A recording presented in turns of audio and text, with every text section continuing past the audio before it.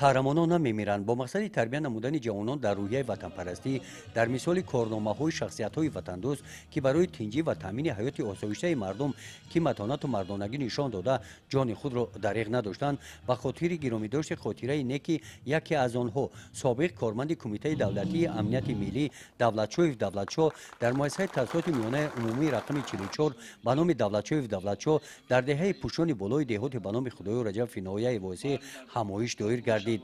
чорабинии мазкур бо иқдоми раёсати Кумитаи давлатии амнияти миллӣ дар минтақа баргузор гардида, дар он раиси ноҳияи Восеъ ва дигар баромадкунандагон дар маърузаашон аз корнамоии Давлатшоев Давлатшо меру садоқати ӯ нисбати ватан сухан намуда қайд намуданд ки қаҳрамонон ҳаргиз намемиранд. корномаҳои онҳо дар дилу дидаи мардум абадан боқӣ хоҳад монд.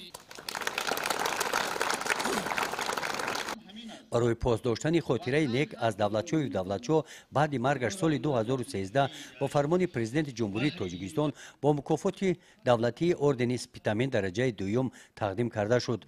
муассисаи таҳсилоти миёнаи умумии рақами 44 ки Давлатшоев Давлатшо инҷо таҳсил намудааст, соли 2015 ба номи ӯ номгузорӣ гардид.